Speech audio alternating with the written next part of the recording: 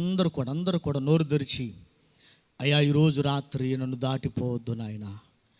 ఈ సభలకు చివరి రాత్రి నాలో ఏ లోపం ఉందో నాయన, నా యందు నీకు ఆయాసకరం అనేది ఏది ఉన్నదో అయ్యా నాకు తెలియజేయండి, నాతో మాట్లాడండి నాయన, నన్ను దర్శించండి ప్రభు అని ప్రార్థన చేద్దాం. హల్లెలూయా హల్లెలూయా. యేసయ్యా నీ కృపా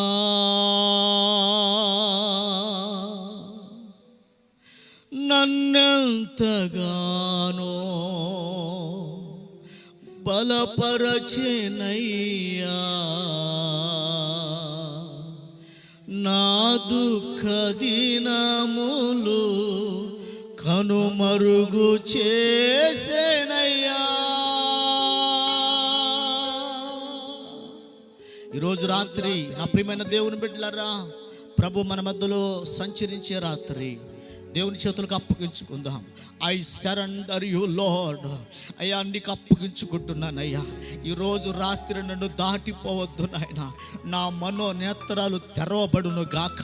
ఓ రబాకాట ఏ షబాబాబా నజరేయుడైన యేసయ్యా, ఈరోజు రాత్రి నాయన నా కఠిన హృదయం పగలగొట్టబడి మెత్తని మాంసపు హృదయముగా మార్చబడును గాక. In the name of Jesus. యేసు దర్శించండి అయ్యా, నీ రాకడ కొరకు నన్ను సిద్ధపరచు నాయన. ఓ రాజా రాజా రాజా నీకు స్తోత్రాలు నాయన. నిలబడుతున్న నన్ను బలపరచండి, కూడి వచ్చిన బిడ్డలందరూ దర్శించండి. ఈ ప్రాంగణం అంతా దైవికమైన భయము కలుగును గాక. ఆనాడు యాకోబుకు అయ్యా కలిగిన భయం, ఇది దేవుని మందిరమే కానీ వేరొకటి కాదు అని. అయ్యా అయ్యా అక్కడ బలిపీఠము కట్టాడు, ఒక రాయి తీసుకొని బలిపీఠము కట్టాడు నాయన. ఈరోజు రాత్రి ఇక్కడ ఉన్న అనేక మంది పడిపోయిన బలిపీఠాలు కట్టబడును గాక యేసు నామములో నాయన. నీ కొరకు నిలబడుదురుగాక, నీ కొరకు నిలబడుదురుగాక. yes ఫాదర్, yes లార్డ్, నీ కొరకు నాయన నీ బిడ్డలు లేపబడుదురుగాక. సహాయం చేయండి, బలపరిచి దర్శించమని. నీ వాక్కు నాయన, నీ మాట ఇక్కడ వెల్లడవుతూ ఉండగా నీ బిడ్డలందరి మీద, ఆయన కూడి వచ్చిన అందరి మీద నీ ముఖకాంతి ప్రకాశించునుగాక. ఆమె పరిశుద్ధ గ్రంథంలో నుంచి ఒక మాట, గలతీ పత్రిక. అందరూ కూడా పరిశుద్ధ గ్రంథాన్ని తెరవండి. గలతీ పత్రిక 4వ అధ్యాయం 19వ వచనం. ఎవరు నిద్రమత్తులు కావద్దు, రేపటి దినాన్ని ఈ కూడికి ఉండదు. ఒకసారి చదవండి అయ్యగారు. నా పిల్లలారా,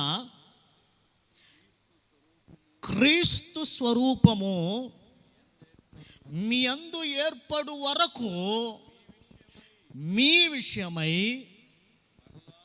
మరలా నాకు వేదన కలుగుచున్నది. ప్రసవేదన కలుగుచున్నది. మా ఇండా రైటర్ జాగ్రత్తగా వినండి.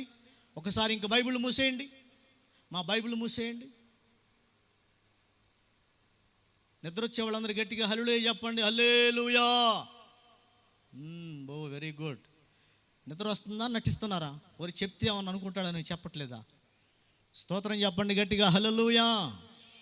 చదవబడిన లేఖన భాగంలో దైవజనుడు అపోస్తుడైన పౌలు గారు చెప్తున్న మాట ఏంటంటే, ఆ గలతీలో ఉన్న సంఘాన్ని గురించి ప్రస్తావిస్తూ ఉన్నాడు.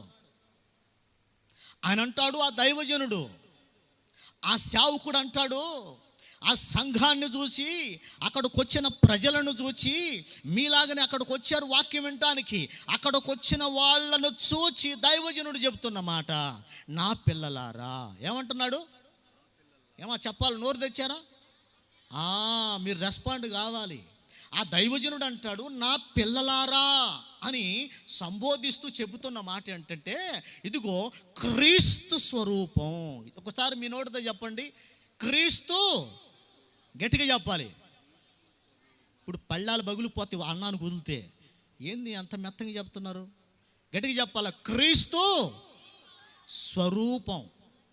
ఈ దైవజనుడు చెబుతున్నాడు, నా పిల్లలారా, ఇదిగో క్రీస్తు స్వరూపము మీ యందు ఏర్పడు వరకు, ఇదిగో మిమ్మల్ని గురించి నాకు మరలా ప్రసవేదన కలుగుచున్నది. ఈ దైవజనుడు చెబుతున్నాడు, దేవుని బిడ్డలారా, మీకు క్రీస్తు స్వరూపం కావాలి.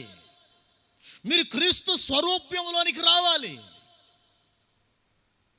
మందిరానికి వెళుతూ ప్రార్థన చేస్తూ బల్లారాధన తీసుకుంటూ బాప్తిస్మం తీసుకున్న మీ జీవితాలు క్రీస్తు స్వరూప్యంలోనికి మార్చబడాలి.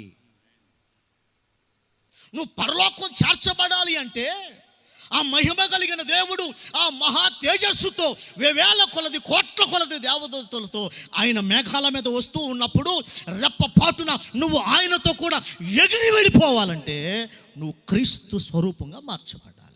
నీ ముఖం చూస్తే, నీ మాట చూస్తే, నీ చూపు చూస్తే, నీ ప్రవర్తన చూస్తే యేసయ్య కనబడాలి. స్తోత్రం చెప్పండి. యేసు కనబడాలా, దయ్యాలు కనపడకూడదు. యేసు కనిపించాలా. యేసు యొక్క గుణ లక్షణాలను మీరు ధరించుకొని ఉండాలా. ఈరోజు నా ప్రియమైన దేవుని బిడ్డలారా, ఆ దైవజనుడు వేదన ఏంటో తెలుసా? ఎంత వేదన పడుతున్నట్టు తెలుసా?